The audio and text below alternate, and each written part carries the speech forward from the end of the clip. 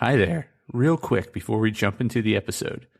If you enjoy this episode, or any of the other episodes, be sure to give us a follow or subscribe. It would also be great if you shared it with a friend, or better yet, left a review so others can know how awesome it is. Thanks so much. And now, the episode.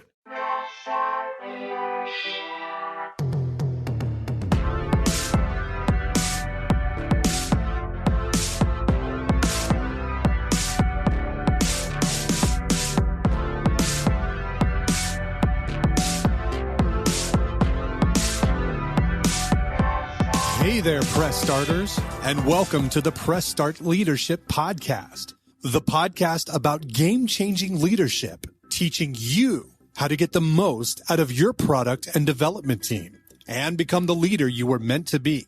Leadership coaching and training for the international game industry professional. Now, let me introduce you to your host, the man, the myth, the legend, Christopher Mifsud. Hey there, Press Starters. Welcome back to another awesome edition of the Press Start Leadership Podcast. On this week's edition, we talk about best habits for working from home. So, let's talk about boundaries for working from home. How to separate your work life when it's in your home. The pandemic has changed many things for many people, including the way we work. As some of us begin transitioning back into the office, many companies are moving to a hybrid model, or allowing folks to work from home indefinitely. While working from home allows for more flexibility, it also allows for, more flexibility. In my experience, it's been incredibly important to keep my home a sacred space. If you want to keep your work out of your sanctuary, it's important to set boundaries. Here are 6 things you can do to retain your boundaries between work and home life. 1. Go for a walk before and after you start the day to mimic your commute. Although a commute to and from work can be a pain in the ass, and you're probably glad to be rid of it, it also serves a purpose. The commute allows you time to shift into and out of work mode, and gives you the space to set your intention for each. Begin and end the day with a walk in your neighborhood and signal to your body and mind that it's time to transition. You'll wind up and wind down much more easily than if you're sitting in a chair. 2. Change your clothes. I know. One of the perks of working from home is being able to wear your pajamas. As nice as it is to wear a pair of soft pants versus a pair of non-soft pants, it's likely to mess with your head in the long run.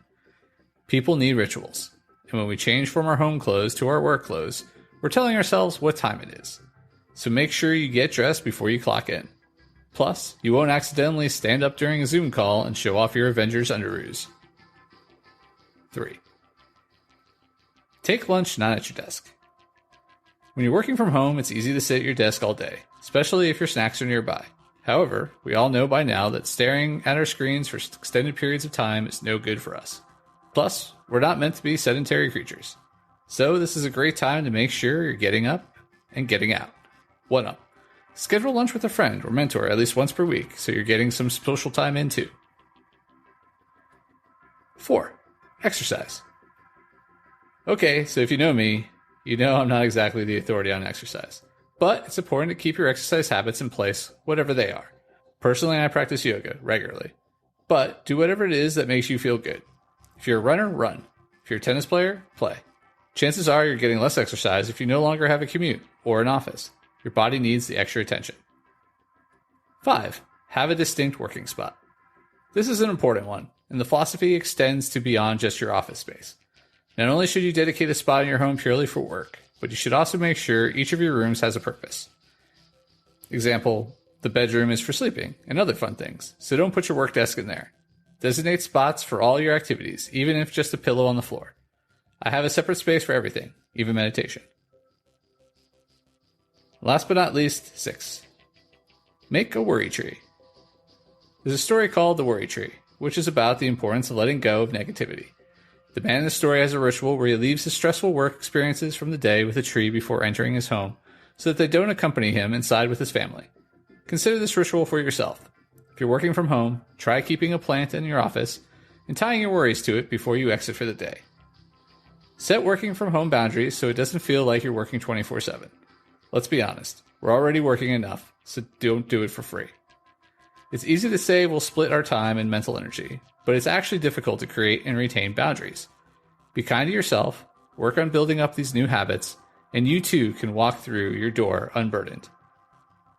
Do you have any tips for maintaining work-from-home boundaries? Please share them in the comments section below. Want some accountability as you're learning these new habits? Contact me for one-on-one coaching today. That's this week's episode of Press Start Leadership Podcast. Thanks for tuning in, and as always, thanks for being awesome. Give us a follow, a like, a share, and even a review if you feel like it. We'd really appreciate it. Cheers. If you haven't downloaded my free ebook, 5 Heroic Leadership Skills, click on the link in the description. Tune in next week for your next episode of Press Start Leadership Podcast. Thank you.